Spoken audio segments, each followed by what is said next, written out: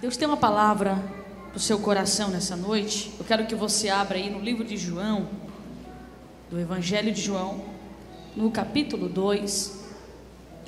Como o pastor falou no culto passado, ele não estaria na noite de hoje, porque ele está em viagem, né? Quantos acharam João capítulo 2? Diga amém. Amém. Vamos ler a palavra de Deus. Diz assim: no terceiro dia houve um casamento em Caná da Galileia. A mãe de Jesus estava ali, e Jesus e seus discípulos também haviam sido convidados para o casamento.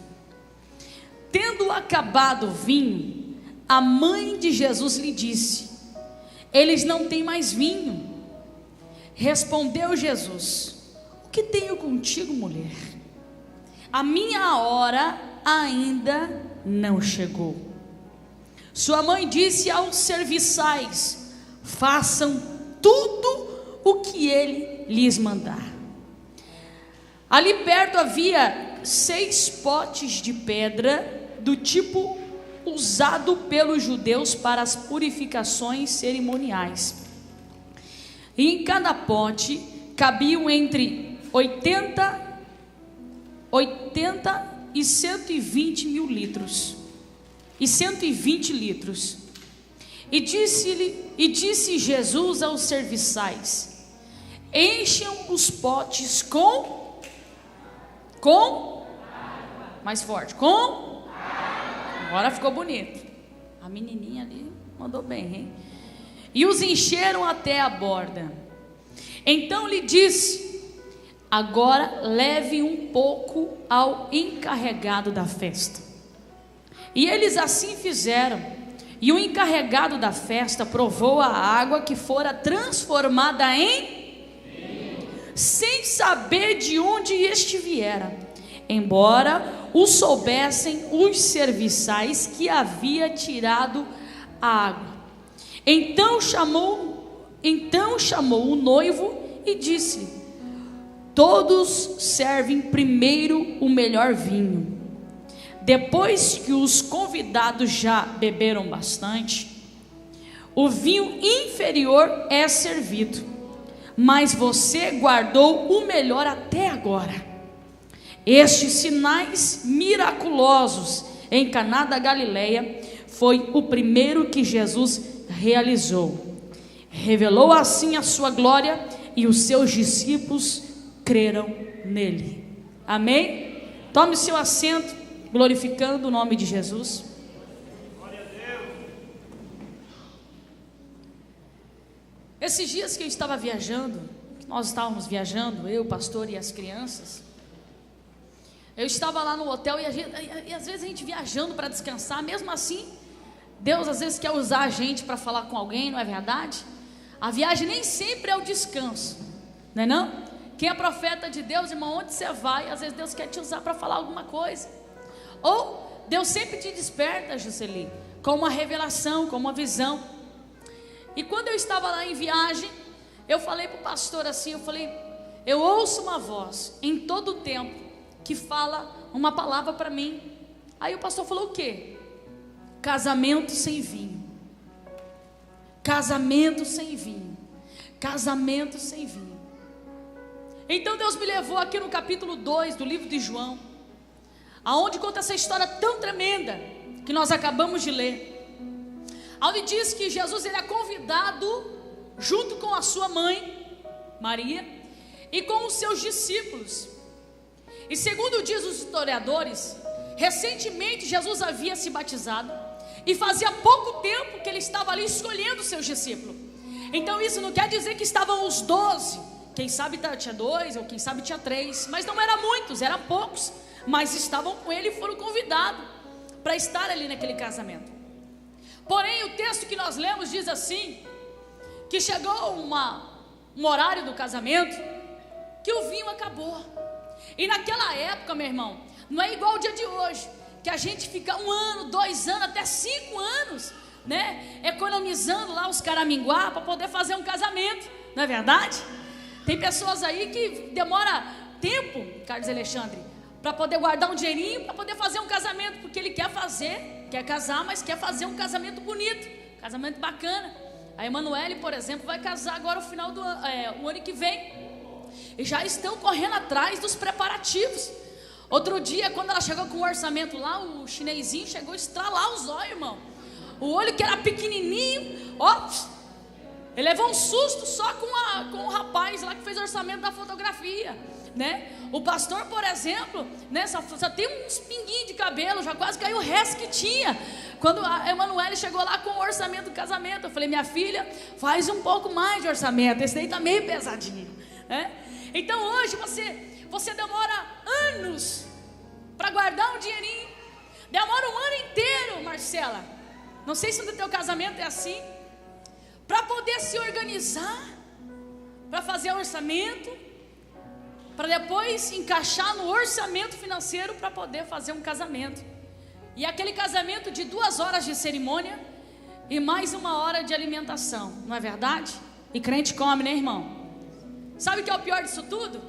As pessoas chegam no casamento, você pode perceber, elas podem até achar bonita a decoração, mas se a comida não estiver boa, eles saem do teu casamento falando mal do casamento, não é verdade? Agora imagina a situação desse casal, porque na época era entre 7 a 13 dias de festa. Que despesa, né, irmão? Imagina só. E se tinha uma coisa que não podia faltar no casamento da época, era 2 bebidas: água e vinho, sem contar alimentação. Então imagine quantas pessoas que esse homem não recepcionou. E de repente ele é surpreendido porque alguém chega para ele e fala assim: olha, o vinho acabou.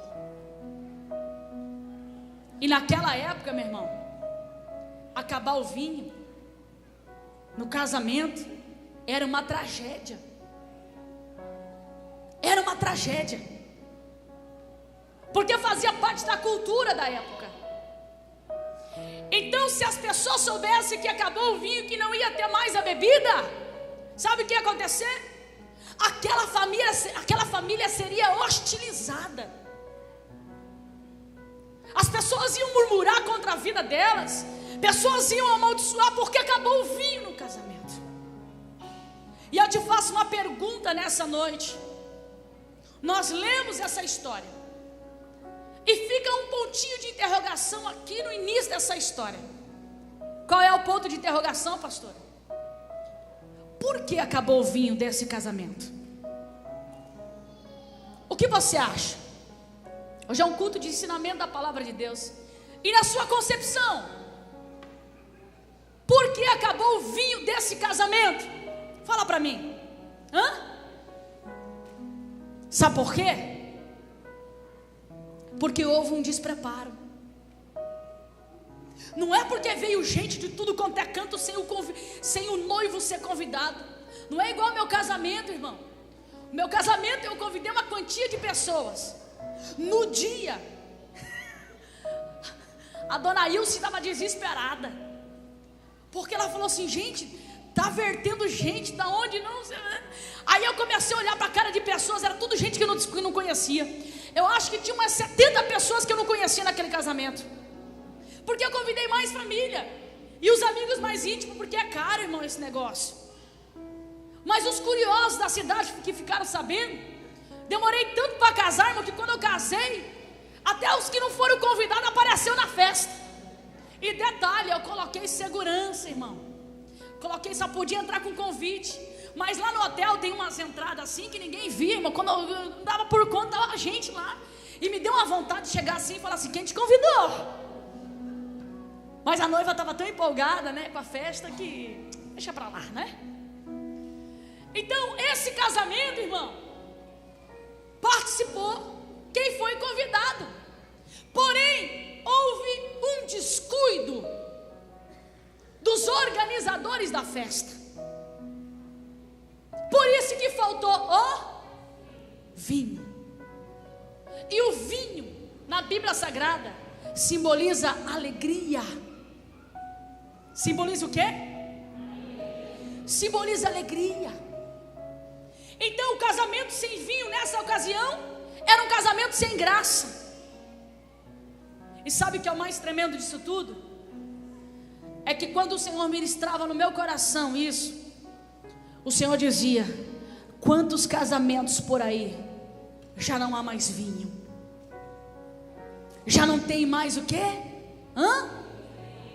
Alegria. Já não tem mais alegria. E por que não tem, por que não tem vinho em muitos casamentos? Por causa do despreparo, por causa da falta de atenção. Porque a Bíblia diz, meu irmão, que o diabo, ele é como um ladrão. Você está entendendo? O ladrão, antes de entrar na casa de uma pessoa, ele estuda a situação para ele entrar. Ele observa e vê quando que o casal sai para trabalhar, o horário que o casal sai para trabalhar, se fica gente dentro de casa. Ele estuda toda a situação para depois ele entrar lá, porque ele quer entrar lá não para perder, ele quer entrar lá para ganhar, para roubar mesmo. Você está entendendo? Então, quando há um descuido da nossa parte, quem entra? Satanás. Muitos casamentos estão sendo destruídos por falta de atenção. Muitos casamentos, o adversário está entrando, está roubando a alegria por falta de atenção. E às vezes são mínimos detalhes. Sabe por quê? Porque eu estava lendo uma pesquisa. Achei muito interessante as razões por que o casamento acaba. E quando eu comecei a ler aquela pesquisa, eu falei: gente, é coisa mínima. E eu peguei só algumas coisas, porque tinha mais de 20 razões. E eu peguei aqui mínimas coisas, irmãos, que o adversário vai entrando nos relacionamentos e vai destruindo casamentos. A primeira que eu peguei aqui é a falta de respeito entre o marido com a esposa com o marido. O livro de Provérbios, no capítulo 18 e o versículo de número 21, se você quiser ler aí na sua Bíblia, diz assim: o que você diz pode salvar ou destruir uma vida. Portanto, use bem as suas palavras e você será recompensado. Provérbios capítulo 15, o versículo 1 diz assim: que a resposta calma desvia a fúria, mas a palavra ríspida desperta a ira. Você está entendendo, irmão? Está na palavra de Deus. Então a falta de respeito, quando eu falo a falta de respeito, irmãos, é aquelas discussões que você tem às vezes com teu marido, e que solta aquela palavra pesada, sabe? Porque mulher, irmão, é coisa terrível. Vou falar um negócio aqui para vocês. Mulher tem o hábito de ficar guardando situações, e guarda situações, e guarda. Aí na hora que vai falar, quase mata o marido. Não é verdade? Aí ela ressuscita os mortos, irmão. Vai lá em 1900 e bolinha, que o marido fez não sei o quê, e vem, é o que diz aqui Provérbios. E o marido não é diferente. Tem homens que vêm de uma cultura machista, tem homens que vêm de família machista. Há muitos homens por aí que lidam com a sua esposa com palavras ríspidas. E olha o que diz Provérbios: a resposta calma, a conversa sadia, ela desvia a fúria. Então deixa eu te falar uma coisa: quando você é grossa com o seu esposo, quando você usa a palavra pesada com o seu esposo, quando você, esposo, usa palavras pesadas com a sua esposa, escuta aqui, aí depois quando há atrito, aí você fala: o diabo está destruindo meu casamento. Não é o diabo, é você que está dando legalidade para ele entrar no seu matrimônio. Uma coisa que nós precisamos aprender é que o diabo, o adversário das nossas almas, Ele só vai agir na minha vida e na sua vida se você der legalidade. Ele não pode invadir a sua vida, não, porque ele trabalha em cima de legalidade. Então, quando você não conversa com a sua esposa, quando você não tem respeito por ela, quando vocês discutem demais, qualquer situação você levanta a tua voz, e sem contar aquelas mulheres, né, que tem vários palavrões na boca, e homens também, e começa a soltar essas palavras, sabe o que acontece? Você está marcando o território do diabo dentro da tua casa. Ele vai fazer morada lá dentro da tua casa e não vai sair, sabe por quê? Porque você alimenta ele com discussões do seu casamento. E sabe o que é o pior disso? Isso vai tirando o vinho do seu casamento. Vai tirando o quê? A alegria do teu casamento. Eu duvido, irmão. Um matrimônio que há muita discussão. Eu duvido que um casal que discute muito se há alegria entre os dois. Eu duvido se existe casal aqui dentro que você quebra o pau com a sua esposa o dia inteiro. Você xinga ela disso, ele te xinga daquilo e fica aquela xingação toda. E à noite você vai namorar com ela. Eu duvido que ela vai funcionar, filho. Eu duvido.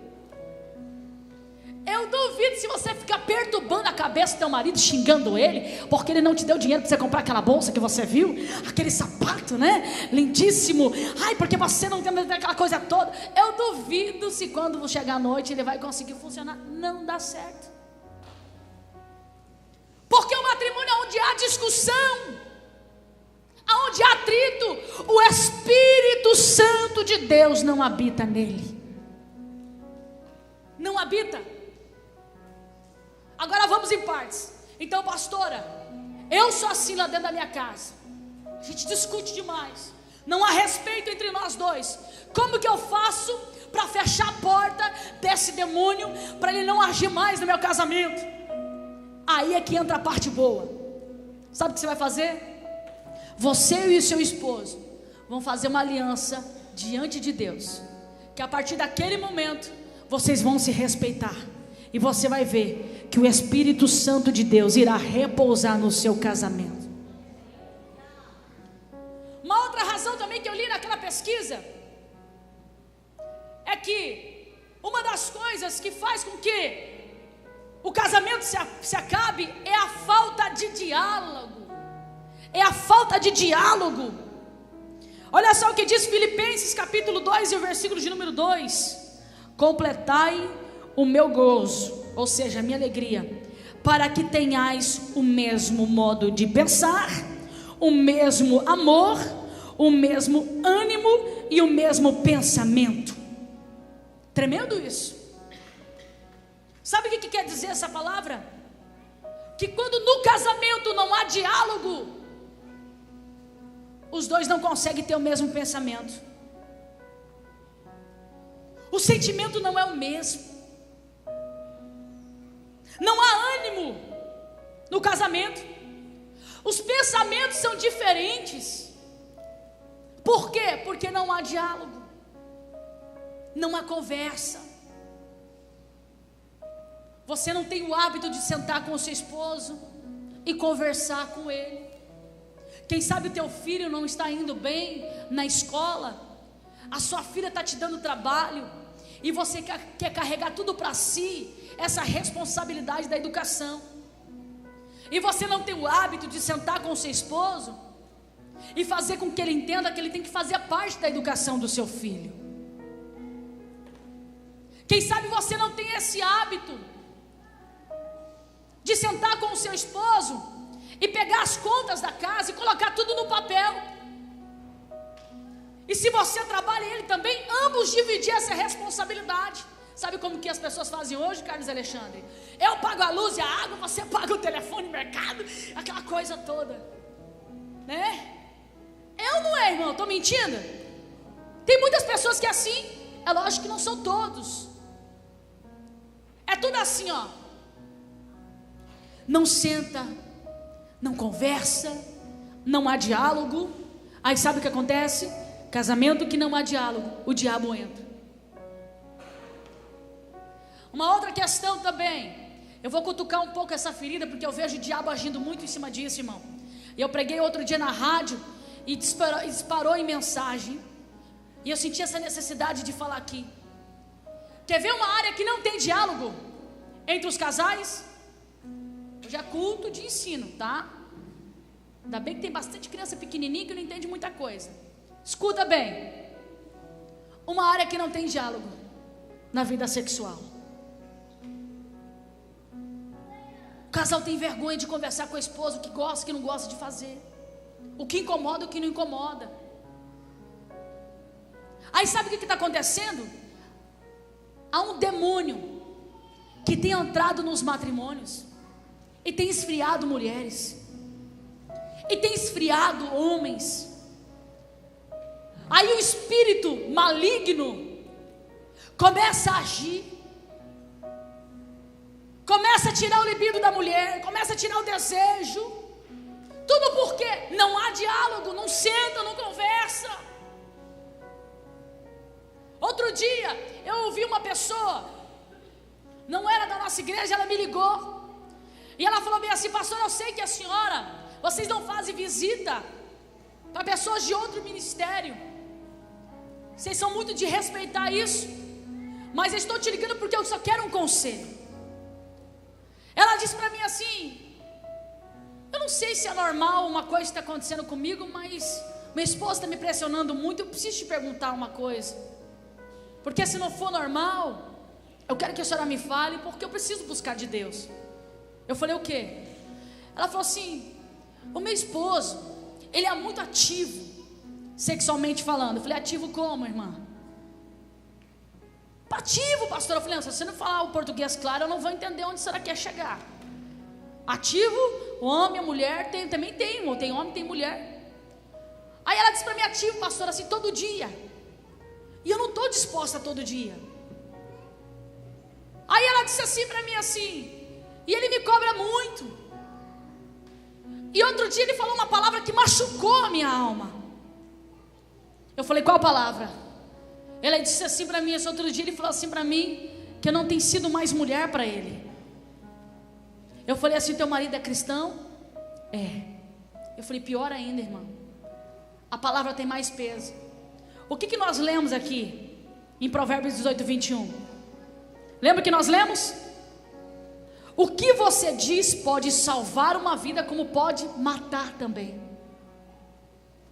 Aí sabe o que aconteceu? A palavra que ele liberou para ela matou ela por dentro e bloqueou a vida sexual dela, e ela estava já atormentada. Ela falou assim: pastora, o negócio piorou depois desse dia. Entrou uma mágoa no meu coração, e toda vez que eu vou chorar, toda vez que eu vou orar, eu choro muito, porque eu lembro, eu ouço a voz dele. Ela falou bem assim: eu quero saber se é normal isso, eu estar desse jeito. Eu falei: minha irmã, não deixa o diabo ficar condenando a tua mente. Eu falei: sabe por quê? Porque o instinto do homem é totalmente diferente da mulher. Eu falei assim: os hormônios do homem é totalmente diferente dos hormônios de uma mulher. Eu falei: é claro que quem sabe a senhora não vai estar pronta todos os dias. Eu falei: isso não quer dizer que a senhora é aquilo que ele falou. Não quer dizer isso. Aí ela começou a chorar do outro lado, mas ela chorava muito alto. Eu falei assim: senta com o seu esposo e conversa com ele. Eu falei: o problema, sabe o que é? Que não há diálogo.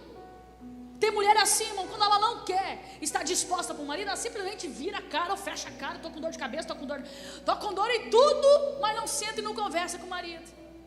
Aí o marido fica lá desconfiado, e o diabo fica trabalhando na mente. E aí entra o adversário. Por quê? Não há diálogo. Se você analisar, você vai ver que não é uma coisa difícil. São coisas simples, porém o adversário vem com muita força. Uma outra coisa também que eu li, que é a falta de amizade no relacionamento e falta de fidelidade.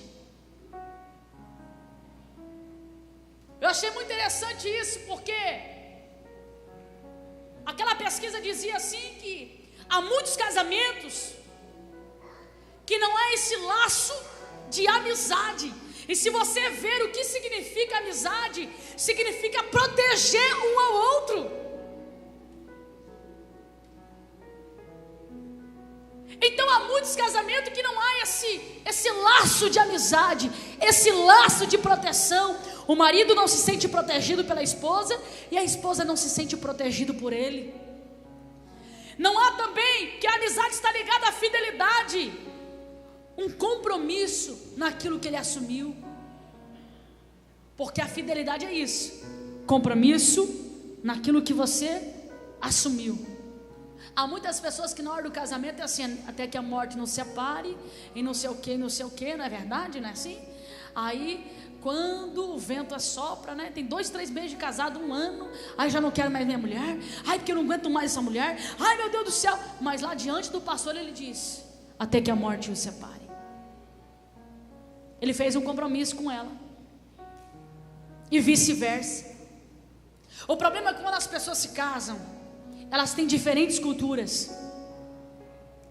E hoje em dia você pode perceber, as pessoas namoram 1 mês, 2 meses, já quer casar. Aí depois que casam não se suportam, porque não se conheceram, tiveram juntos pouco tempo. Aí quando se une, um não suporta, sabe o quê? O defeito do outro. Mas sabe por quê? Porque não há amor. Porque o amor, ele supera todas as coisas. Uma pessoa quando ama você, ela não olha você pelos defeitos que você tem, mas ela te olha pelas qualidades que você tem. Será, pastora? Ué, então Jesus não me ama, Deus não me ama. Com todos os defeitos que eu tenho, Ele me usa, Ele me guarda, Ele me protege. Sabe por quê? Porque Ele me ama. Ele não olha para os meus defeitos, mas Ele olha, sabe para quê? Para as qualidades. Então quando o marido começa a cutucar muito os defeitos da esposa, quando no relacionamento começam a olhar um para o outro muitos defeitos, sabe o que está acontecendo? Está acabando o vinho, a alegria. Quando em um relacionamento começam a se cobrar demais e apontar só os defeitos, você pode ter toda a certeza que o diabo está trabalhando, está tirando a alegria daquele matrimônio. Mas se você veio aqui nessa noite e essa palavra está falando com você, sabe o que Deus vai fazer na sua vida? Se você entender essa palavra e fizer uma nova aliança com Jesus, Deus vai restaurar o seu casamento. Deus vai restaurar a sua vida sentimental. Uma outra coisa também, já estamos finalizando, é a falta de romantismo no casamento. Ah, pastora, eu já tenho 70 anos de casado, 30, 40. Já não sou mais para essas coisas. Pode tantos anos ficar com essa de romantismo, não existe. Está na Bíblia. E Salomão dá uma aula, irmão, que eu vou te contar, viu? Salomão era terrível, irmão. Se você ler o livro de Eclesiastes, primeira vez que eu li, eu levei um susto. Que ele fazendo uma declaração para a sunamita, ele diz assim, que os seios dela eram como um cacho de uva. O que você faz com a uva? Não precisa falar, só pensa. Eu falei para você falar, irmão, pensa. Salomão falando assim para ela. E olha que diz Cantares capítulo 1, versículo 2. Ele diz assim, ó: beija-me, ele com os beijos da sua boca, porque o seu amor é muito melhor do que o vinho. Então ela usa uma metáfora para poder falar para Salomão que o beijo dele era tão bom que era melhor do que um vinho. Romantismo. E o problema de muitos casamentos, como eu disse, eu não quero generalizar, que o camarada só é romântico com a mulher quando ele quer conquistar. Quando ele quer conquistar, irmão, ele faz de tudo, se vira nos 30, pega dinheiro emprestado, pega carro do amigo emprestado, para fazer moral para a namorada. Como diz o presbítero Pedro, para conquistar a irmã Juscelino, um dia ele pegou uma motona emprestada quando eles eram solteiros, e chegou lá na casa dela, com a motona, lá se encantou e se apaixonou por ele, e a moto era emprestada, irmão. Mas o bom, ó, que fez a ponte, estão casados até hoje, e é uma benção. Imagina só. Então tem pessoas que é assim, para conquistar, irmão.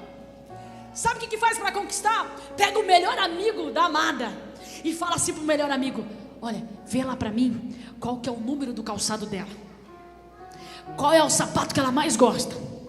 Ó, pesquisa lá para mim, vê qual que é a comida que ela mais gosta, que eu quero levar lá para jantar. Vê lá o que ela...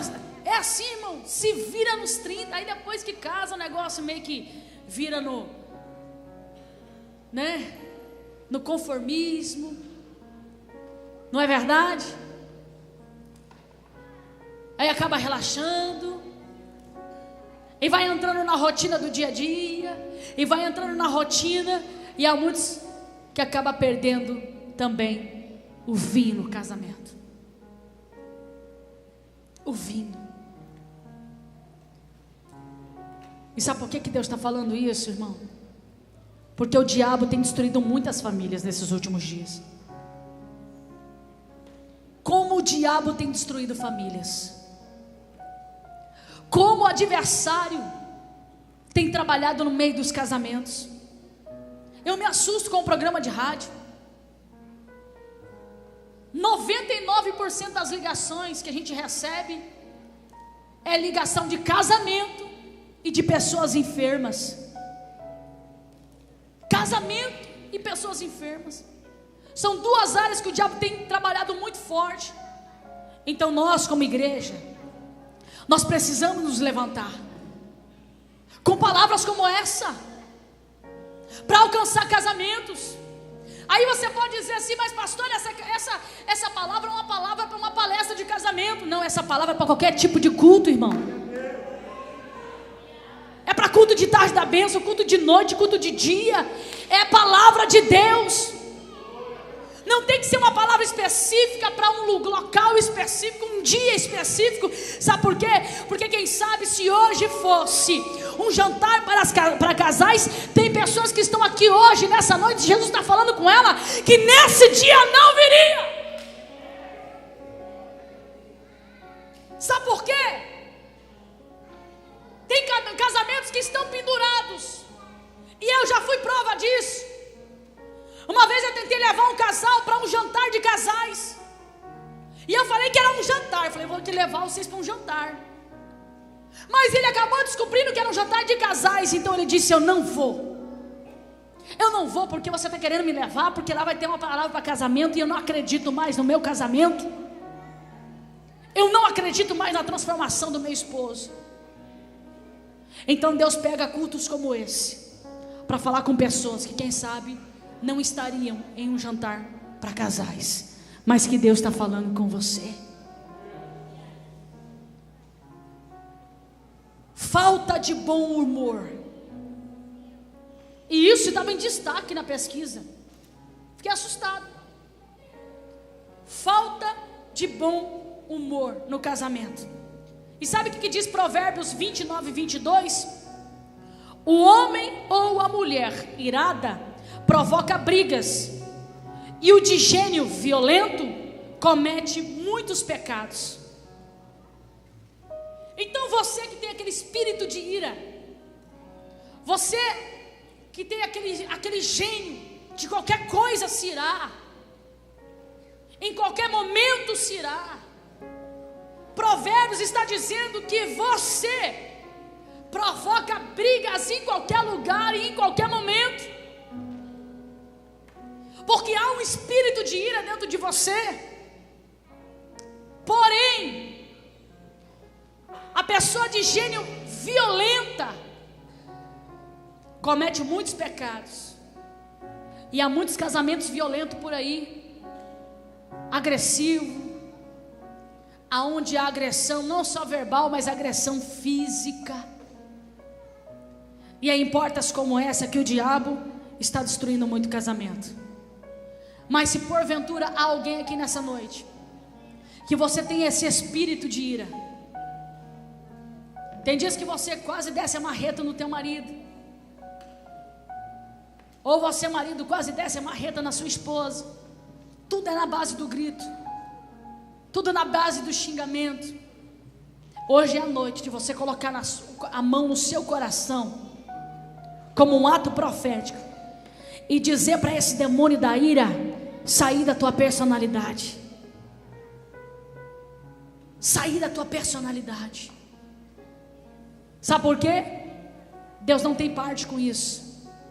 Toda vez que você abre essa porta, o demônio da destruição, aquele que quer acabar com o teu casamento, ele entra. E para finalizar, a falta de Deus. Eclesiastes capítulo 4, versículo de número 12, diz assim: um homem sozinho é fácil de ser vencido, mas dois conseguem defender-se. O cordão de 3 dobras não se rompe com facilidade.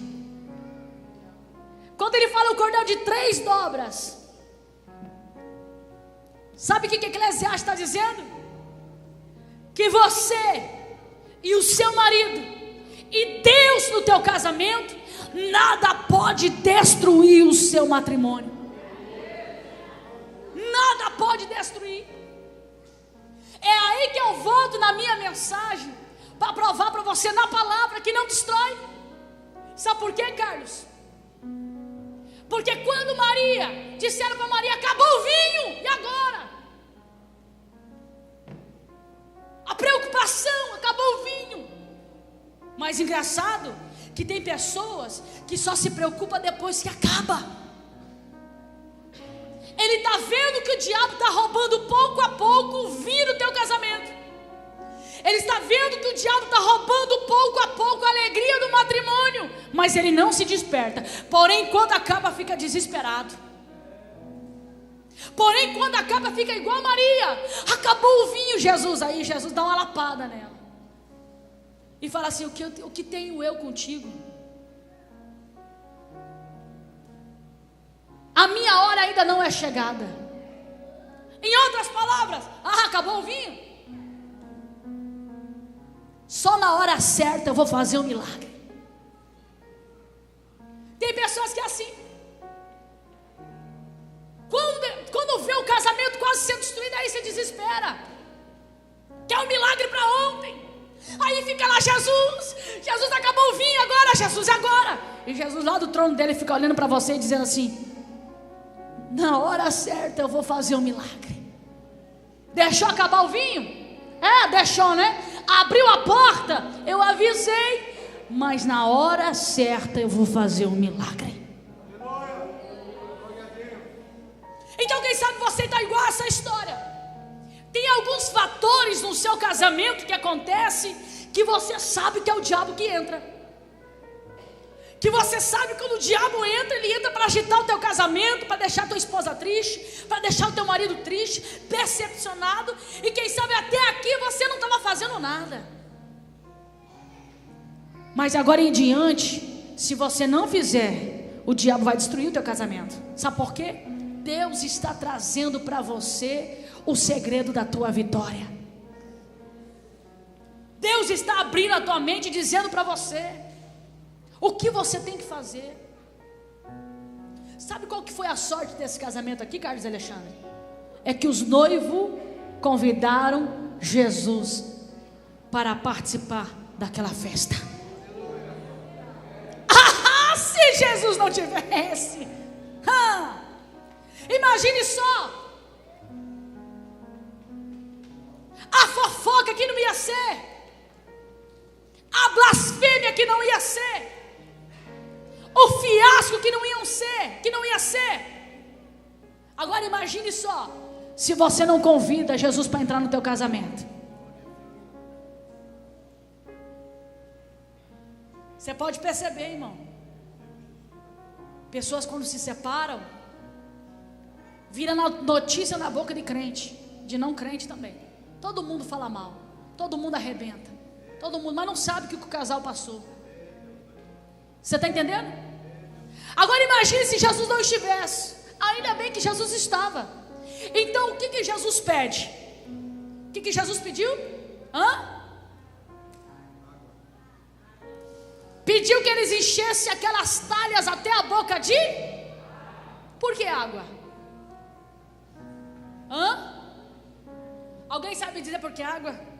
Você já viu os cientistas, quando eles começam a buscar esses planetas que têm seres viventes? Eles querem saber se existem homens em outros planetas. Mas antes deles saberem se existem homens em outros planetas, eles buscam primeiro água, porque ninguém vive sem água, irmão. Então quando eles começam a procurar por aí e acham água, automaticamente na mente deles já pensa assim: tem seres humanos aqui, tem seres viventes aqui. Então sem água nós não vivemos. E é fato isso. Hoje eu vi um vídeo que eu fiquei chocado, irmão. Eu até pedi para Deus entrar no meu coração, porque eu queria ministrar, mas a tristeza foi muito forte de um vídeo que eu vi, de pessoas que estão fugindo da guerra. E há muitas pessoas morrendo de sede, porque não tem água para eles tomarem. Aí eu vi uma cena de um menino bem vestido, caído na beira da praia, morto, morreu de sede. A família tentou fugir da guerra pelo rio, pelo mar, mas a barca virou e morreu toda a sua família. Tudo por causa do quê? Água. Na palavra de Deus, o que simboliza a água? Na Bíblia simboliza o quê? Isso aqui, a palavra. Na Bíblia, a água simboliza a palavra de Deus. A palavra de Deus. Então quando Jesus diz assim, tragam a água, em outras palavras, o Senhor está nos dizendo assim: ei, se no teu casamento não tiver a palavra, não há alegria. Se no teu casamento não tiver a palavra de Deus, há morte. E o que a palavra faz? Me conscientiza, usando versículos como esse. O que a palavra faz? Ela me conscientiza de muitas coisas que eu faço de errado.